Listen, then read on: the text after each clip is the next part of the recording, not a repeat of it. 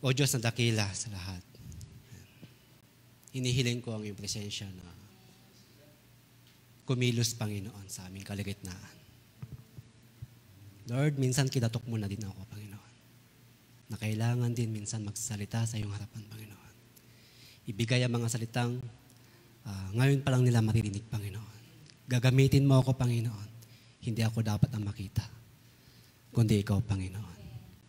Lord, bigyan mo kami ng knowledge and wisdom, Panginoon, upang kung ano man, Panginoon, ang lalabas sa aking bibig ay maunawaan nila agad. Dahil alam namin, Panginoon, na yung salita ay banal. Lord, makahulugan, Panginoon. Salamat din po, Panginoon, sa mga makikinig, Panginoon, yung salita agad. Pagpalain yung bawat isa. Pagpalain mo yung likod, Panginoon. Salamat po sa pangalan ng Panginoong Hesus.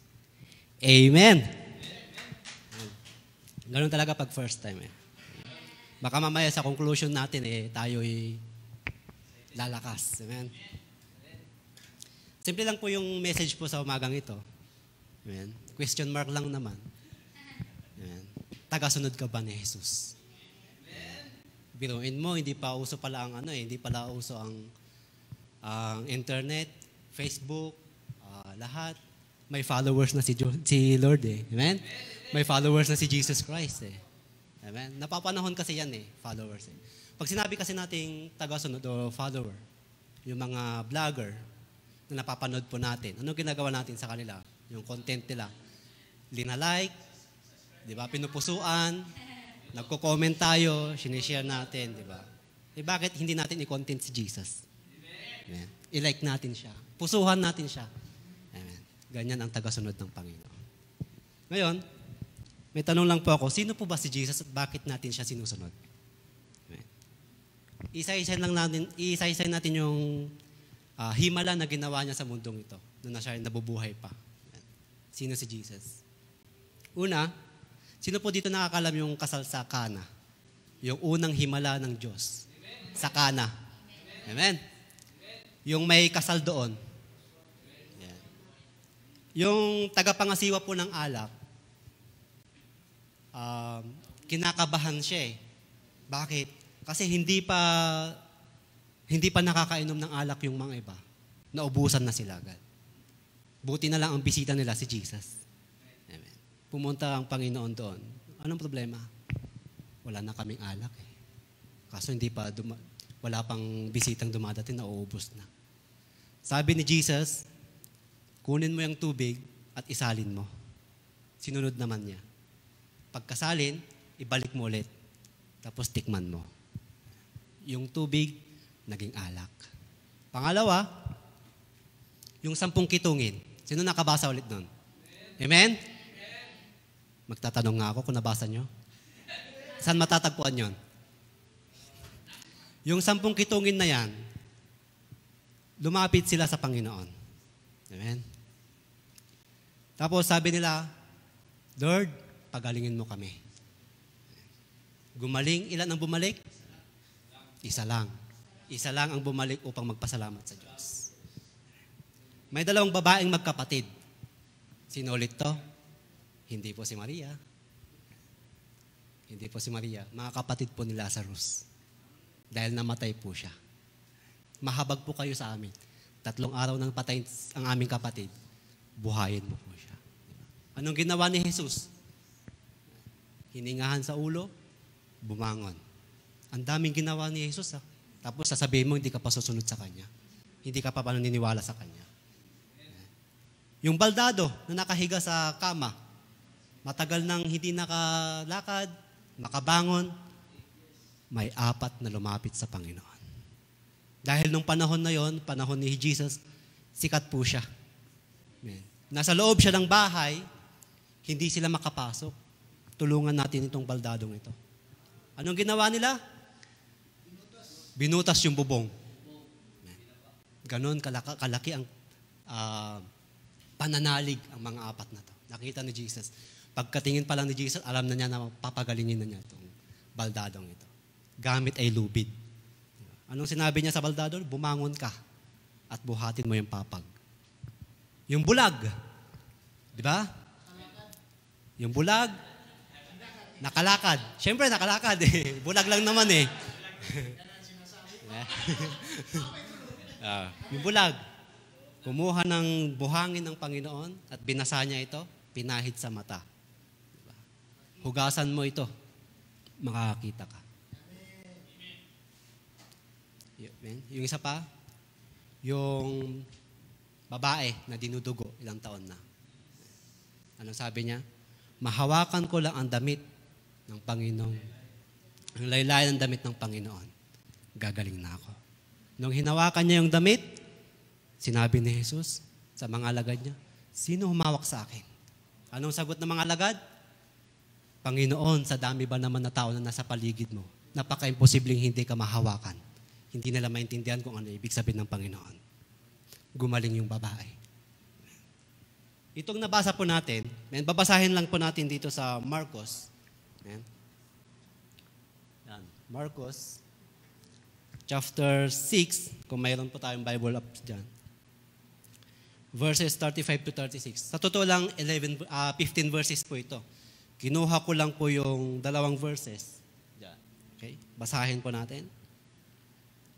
At nang gumabi na, ay nagsilapit sa kanya ang kanyang mga alagad at nagsabi, ilan ang dakong ito at gumagabi na. Yan.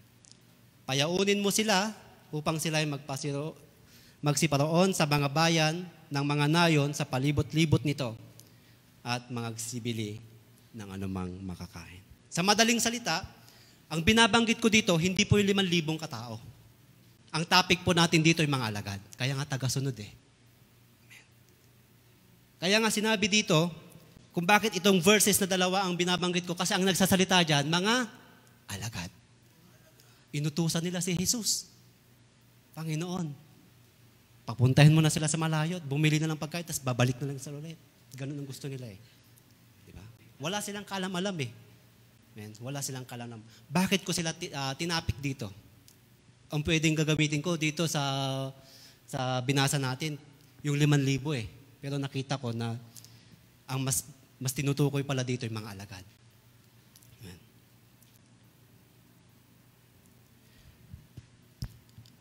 Kung talagang tagasunod ka ng Panginoon, kung talagang tagasunod ka ng Panginoon, dapat tinataglay mo yung 3 bagay na ito. Amen. Kung tagasunod ka ni Jesus, may 3 bagay ka dapat na tatandaan. Ano po yun? Una, magpasalamat ka sa Diyos.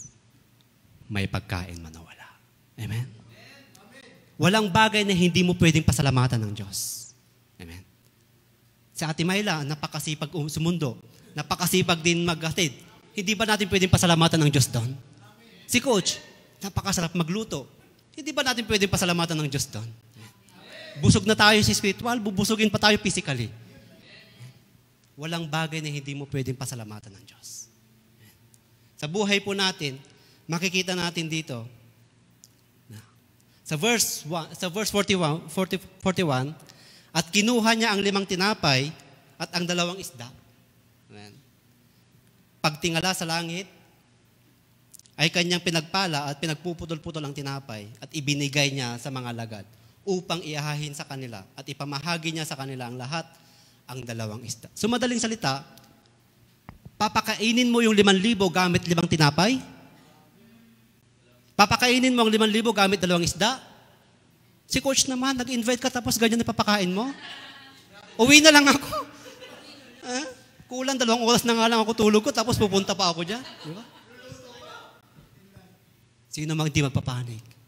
Alam niyo sa totoo lang, napakadali lang mag-utos si Jesus eh. Pero yung mga alagad niya, hindi niya alam eh.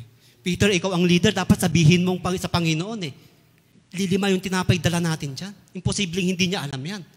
Nagpapanik yan. Binasa ko 3 beses, pwedeng magpanik yun. Amen. Bakit?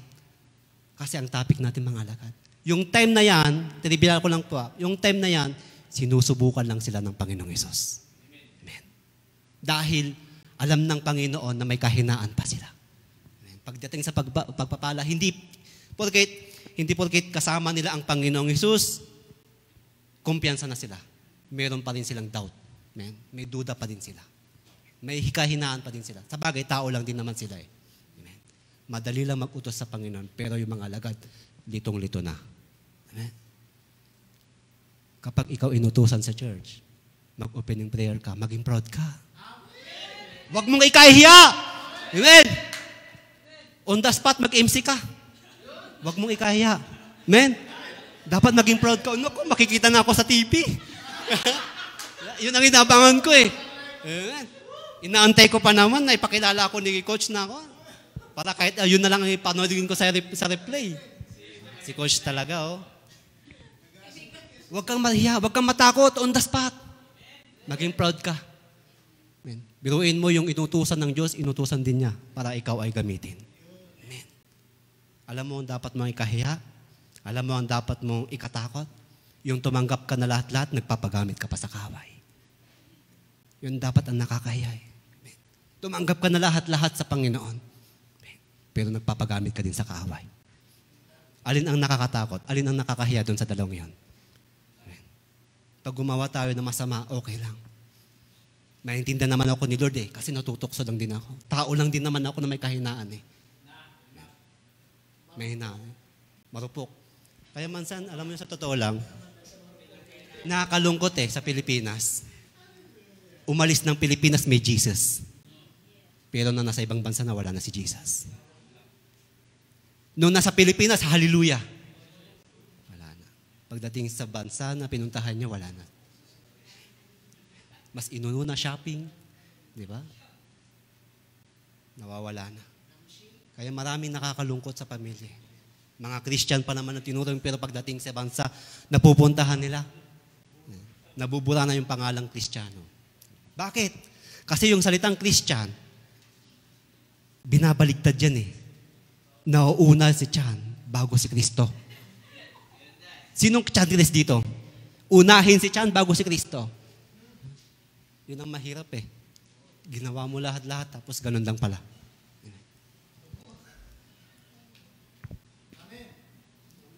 Itong binasa po natin, it's talk about our time to God in the relationship. Amen? Noong 2007, nung ako po makakilala sa Panginoon, alam niyo yung mga nagba-Bible study, tinatakbuhan ko lang yan. Tinataguan ko lang yan. Tinatawanan ko lang yan. Totoo po yun. 2007, pero may sister na isa, ng pangalan ay Gian. Sa ngayon, ang balita ko sa kanya, isa na siyang engineer, successful engineer sa Singapore.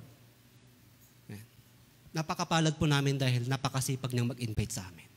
Alam niyo ang lugar po namin sa amin, gitna po ng bukid. Wala pang kalsada noon Sa pilapil pa ang daan. Nakapantalon siya. Samantalang kami, nagbabasketball pa lang Hindi ko pa napapakita yung mala Stephen Curry. Tapos mag-i-invite ka. Diba? Sabi na auntie ko, magbihis ka na. Sabi, magbihis na kayo. Nandun, nakakahiya nakapantalon na, nakalahat-lahat na. Dinayo pa kayo dito sa bukid. Kasi may youth fellowship kami. May youth fellowship doon na every Saturday. Hanggang sa tuwing Sabado, gano'n na lang. Sinabihan na lang namin na huwag ka nang pumunta sa Sabado. Bakit? Kasi kami napupunta.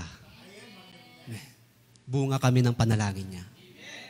Yun ang maganda Kapag tayo po ay ini-invite ng tao, ini-invite tayo ng tao, magpasalamat tayo sa Diyos. That linalapit niya tayo. Linalapit ka niya dahil ayaw ka niyang mapahamak. Linalapit ka niya dahil alam niya na ang Diyos lang makakasolusyon sa iyong problema. Lahat tayo may problema. Pangalawa, yung relationship natin sa Panginoon. Kamusta ang relationship mo sa Panginoon? May kwento po ako dito. May isang active po sa church. Gitarista, vokalista, prayer meeting, devotion, lahat napuntahan niya. Conference, lahat napuntahan niya. Active nga And isang Sunday po, isang gawain, hindi siya umattend. Sabi ng pastor niya, bakit di kaya siya umattend? At wala man lang pasabi kung bakit. Siya pa naman sana maglilid seat. Wala siyang chat, wala siyang tawag. Hanggang sa umabot ng 2 buwan, hindi na siya umattend. Ngayon, binisita siya ni pastor. Nakita niya si pastor, papunta na sa kanya. Naku, mukhang sa akin ito papunta. Mukhang ngayon lang ata ako makakarinig ng sermon na hindi gumagamit ng outline. Ang matindi dito, baka gagamit pa ng speak in tongue. Dali-dali siyang pumasok ng kusina dahil nagluluto po siya noong time na yon. Gamit kahoy. Gamit kahoy. Ngayon umupo siya doon, tinitignan niya yung linuluto niya. Si pastor pumasok, wala nang katok-katok eh. Kumuha si pastor ng upuan at tinabihan siya, tinitignan nila yung apoy. Kumuha si pastor ng tong, yung pang-ipit, kinuha niya yung isang kahoy na may apoy at hiniwalay niya. Yung kahoy, unti-unting nawawala yung apoy hanggang sa usok na lang naiwan. At ibinalik ni pastor mula sa nag-aalap at bumalik yung apoy. Biglang umalis si pastor at sabi, "Pastor, saglit lang." "Bakit?" "Ang ganda ng message mo. Umaapoy talaga." Kailangan ko ba ma-explain yun? Kailangan ko ba ma-explain yun? Kamusta ang relationship mo sa Panginoon? Umaalap pa ba? Ongoing pa ba? Lumalago pa ba? Nasa halip lumalago, bumababa ka. Diba? Huwag naman sana.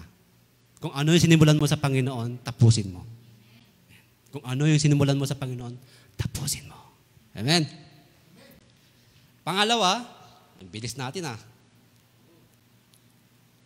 manampalataya ka sa Diyos, amen, may pagpapala man o wala. Amen. Sa verse 37, sinabi dito, datapwat siya'y sumagot at sinabi sa kanila, bigyan nila sila ng makakain. At sinabi nila sa kanya, magsisiyaon ba kami at magsisibili ng 200 denaryong tinapay at ipakakain namin sa kanila. It's talk about our needs. Amen. Ito naman yung pangangailangan po natin. Sa madaling salita, walang kaalam-alam ng mga alagad, sila pala magpapakain. Amen. Ito yung subok Yan. 5,000 katao. Sino kaya yung isa dyan? Amen. Hindi rin nila alam kung sapat pa yung pera na lang dala pambili ng pagkain. Kasi wala silang idea Amen. Alam naman ng Panginoon na wala tayong pera, bakit pa magtatanong? Di ba? Hindi nila alam na kasama na pala sa pagsunod ay ang pagsubok sa kanila. Amen. Hindi nila alam, wala silang ka-idea kung ano ang gagawin nila. Malamang yung mga alagad na yun, nagpapanik talaga Kinakabahan. Hindi nila pwedeng hindihan ng Panginoon Diba? Hindi nila pwedeng hindihan ng Panginoon dyan. At ang example ko po dito, patungkol po kay Job. Sino pa nakakilala kay Job? Amen. Lolo mo yun. Lolo ko din yun Si Job po, kung babasahin po natin sa chapter 1, i-describe sa kanya verses 1 to 5 lang. Maganda yung pagkabanggit sa kanya. Pero pagdating sa wala na. Bakit?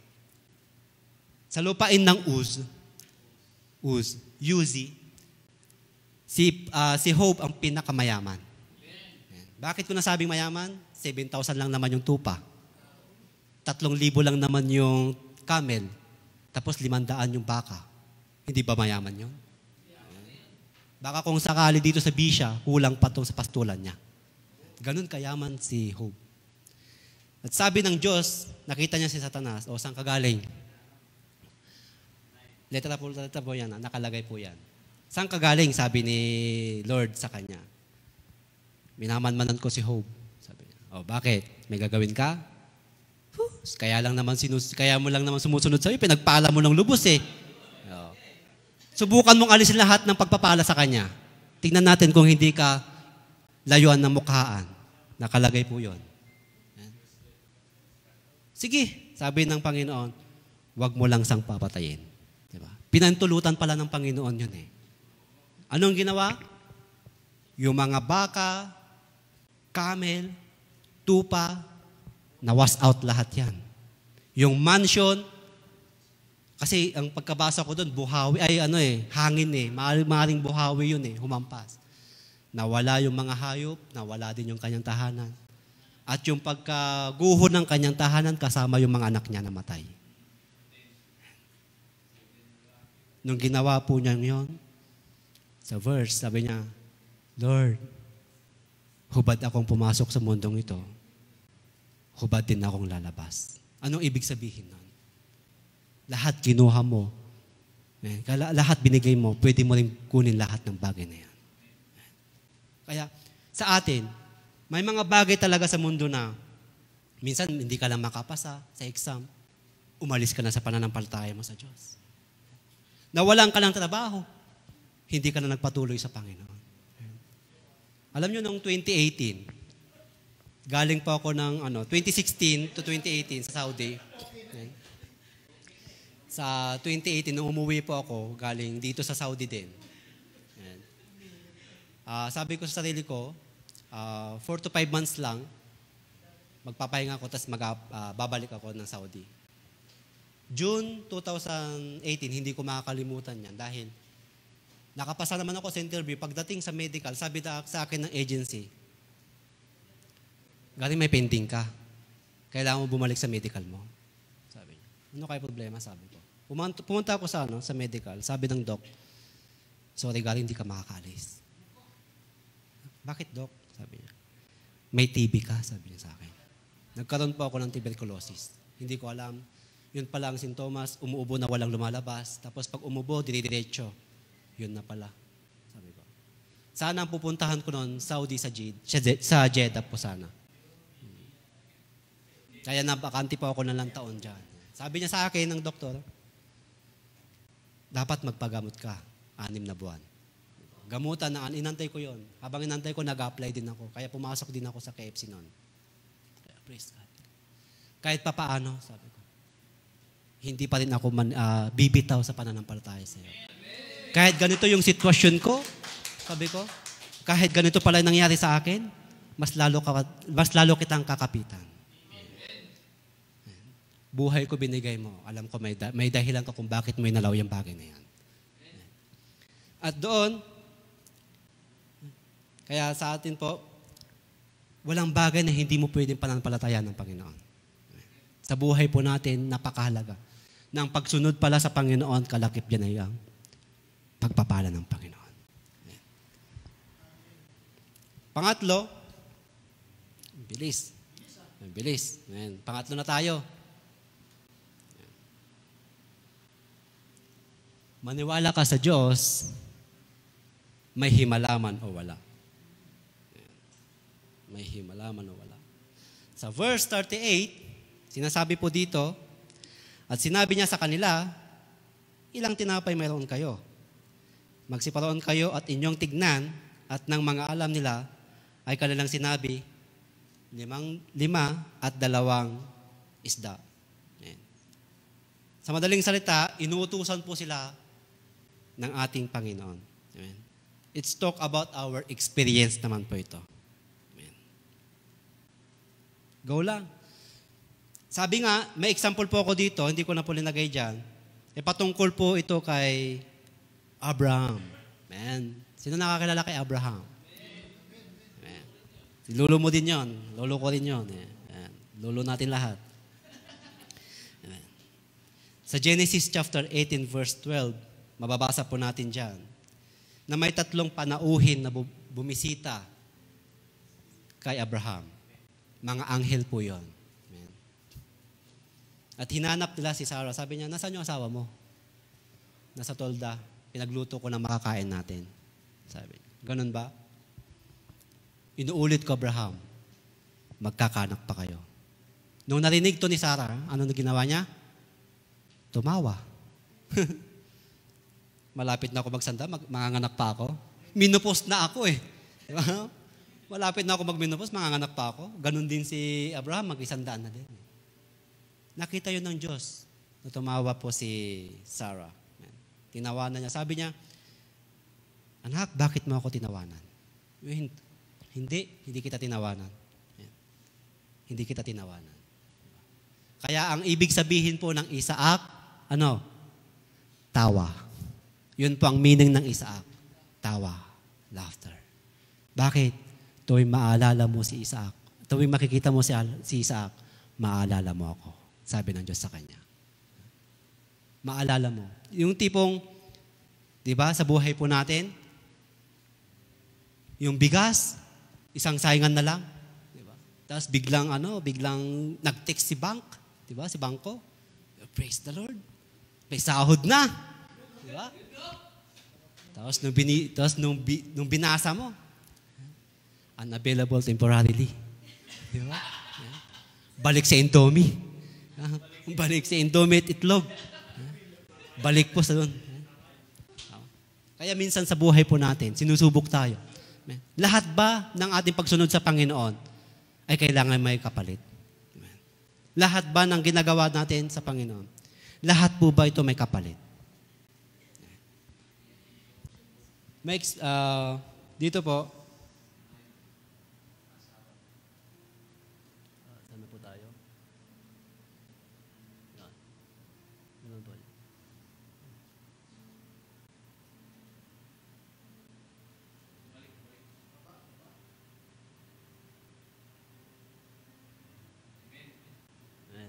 Hello. Hanggang dyan lang muna tayo. Meron lang po ako isang kwento sa inyo kung bakit ako tumayo dito. Akala ko noong 2018, yun na yung pinakamabigat na binigay sa akin ng Diyos. Hindi pa pala, may kasunod pa pala. 2019 pala. Akala ko 2018 lang. Noong nasa Quezon City po ako, nasa KFC, buntis po yung misis ko noon. Amen. Buntis po yung misis ko. Sinamahan ko siya sa Novaliches Bayan para mag-ultrasound. DF ko, sabi ko.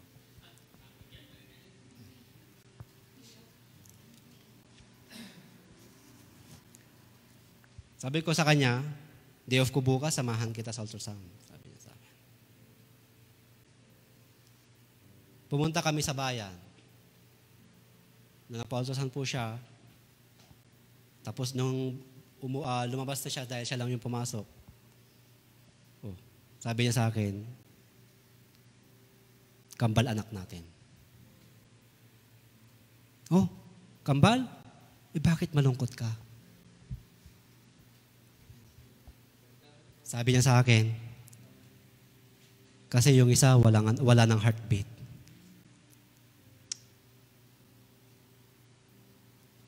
Wala ng heartbeat. Manganganak sana siya February 2020. Pinanganak po yung kambal po namin, December pa lang. At ang masakit nito, wala pang 7 buwan. Pinanganak na. Noong time na yun, hindi ko alam ang gagawin ko eh. Pagod sa trabaho, puyat. Umabsent ako ng biglaan. Pastor, Coach, pindot nga yung isa.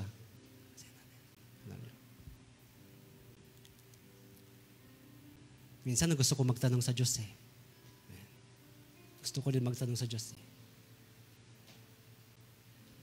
Sabi ni Paul, and we know that all things work together for good. Namatayan ako ng anak. Gusto ko sanang itanong sa Diyos, nasaan yung good dyan? 2007 pa akong lumapit sa iyo, Panginoon. 2007 pa kita sinundan. Lahat ng request ng mga church, mag-preach ka, mag-opening prayer ka, wala akong hinindihan. Bakit ito naging kapalit? Gusto ko sana magtanong din sa Panginoon, Lord, nasaan yung sinasabi na Apostol Pablo? Nasaan yung good dyan? Hindi ko mahanap eh. Paki-explain. Paki-explain. Hinahanap ko din yan eh. Ito ba yung halos mag-devotion ako, nagpupuyat? Alam mo, ang pastor namin, napaka-stricto noon. Nagpaparinig noon. Kung hindi kami nakapag-devotion, sarap ng tulog nyo. Lahat yun tiniis namin. Tapos ganito din pala mangyayari sa buhay ko, Lord. Hindi mo man lang ako binigyan na perfect na pamilya. Nasaan yung good doon? Namatayan ako. Nasaan yung good doon, Lord? At ang matindi po noon, yung isang kambal, may sakit na cerebral palsy. Hindi po makakain. Hindi makalakad. Hindi rin makapagsalita. Lord, ulitin ko nasaan yung good dyan.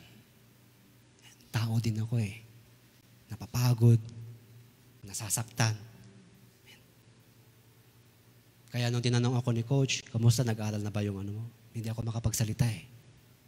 Nalulungkot ako. Dahil tuwing nakikita ko yung mga ibang bata, nakakalakad, samantalang yung anak ko, nasa higaan, nasa duyan.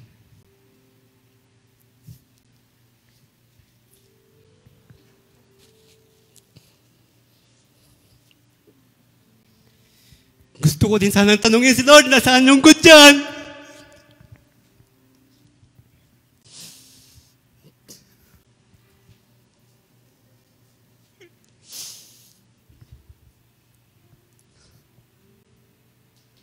Bakit mo ko pinabayaan, Panginoon? Lahat ng oras binigay ko sa iyo. Walang utos na hindi ko sinunod.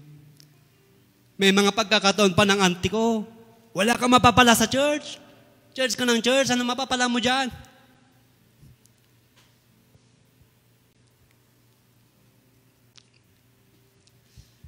Hindi ka man lang naghimala sa akin, Panginoon. Inaantay ko din yung good dyan eh. Nasaan? May isang lumapit sa akin, isang pastor na si Pastor Jerry. Ito yung binigay niya sa akin. Nung time na mahina ako. Sabi niya, Gary, huwag kang mag-alala. Huwag kang malungkot. Alam mo kung nasaan yung good dyan? Alam mo yung nasaan yung good dyan? Kahit namatayan ka na, kahit malungkot ka na, kahit nasasaktan ka pa, nagpapatuloy ka pa din sa Panginoon. Bakit? Dahil ang tunay na pagsunod sa Panginoon, may kasamang pagsubok. Kaya mga kapatid, napakasimple lang yung message. Pero napakalaki sa akin ang impact nito. Alam ko na hindi lang para sa inyo to, maging para sa akin din. Tayo po ito yung lahat. Inihiling ko po na tayo po yung lahat.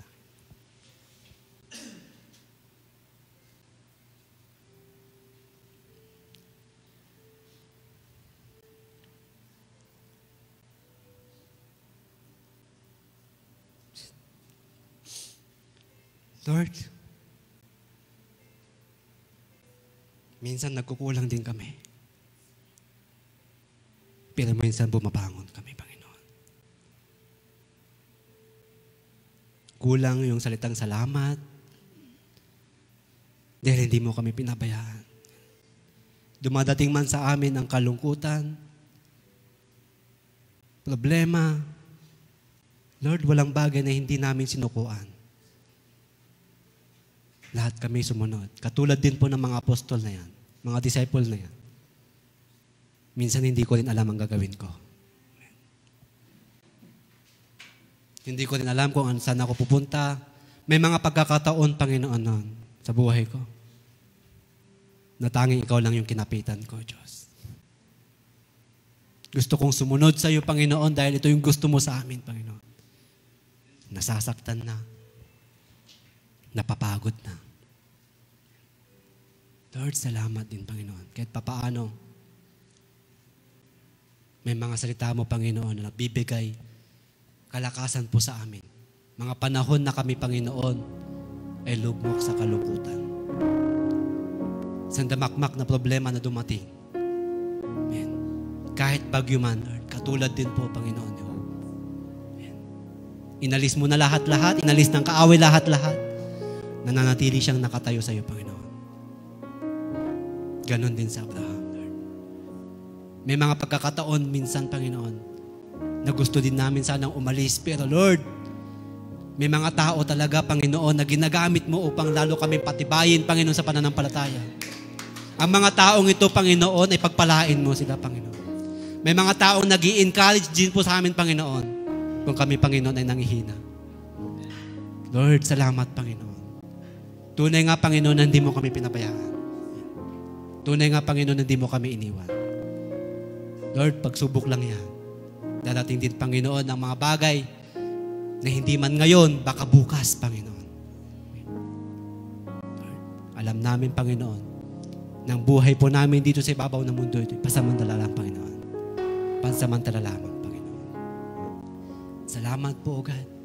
Paggamit mo sa akin, nakatayo ako dito, Panginoon. Lord, narinig na nila, Panginoon, yung testimony ko sa buhay. Naway maging itong kalakasan din nila sa Panginoon. Alam namin, Panginoon, na wala pong imposible sa iyo, God. May mga bagay talaga sa mundong ito na hindi talaga namin kayang ipaliwanag. Sabi mo, Panginoon, sumunod ka. Amen. Sumunod ka. Amen. Salamat, Panginoon. At last, Panginoon, Lord, hindi namin alam kung makakatid pa kami sa Friday. Kaya kinuha ko na itong pagkakataong ito upang makapaglingkod sa iyo, Panginoon. Walang bagay, walang oras na sinayang, Panginoon. Lahat ng ito'y gagamitin sa iyo. Lord, kung kami man, Panginoon, ay kung saan kami makarating ni Brother Jonathan, Lord, gabayan mo kami. Ingatan mo kami, Panginoon. Naway makahanap po kami ng ganitong gawain din upang mapagpatuloy po namin yung magandang plano mo sa buhay, O God. Mapagpatuloy po namin yung gusto mong mahangad sa buhay po namin, Panginoon. Lord, Ikaw ang magiging daan po namin. Ikaw ang magiging ilaw po namin, Panginoon. Salamat po, God. Huwag mo kaming pababayaan, O Diyos. Maging, Panginoon, sa buhay ni Coach Richie, Panginoon, pangunahan mo siya, God. Naniniwala kami na may aalis man, may dadating din na bago, Panginoon. May papalit, Panginoon. Lord, alam ko at naniniwala ako, Panginoon, na hindi lang ito ang una at huli, Panginoon, pagkikita po namin. Marami, Panginoon, pagkakataon na makakasama pa namin sila, Panginoon. Salamat din, Panginoon, sa mensahe mo, God. Salamat po, Diyos. Ito po aking panalangin sa pangalan ng Panginoong Hesus at lahat kami magsabi ng Amen.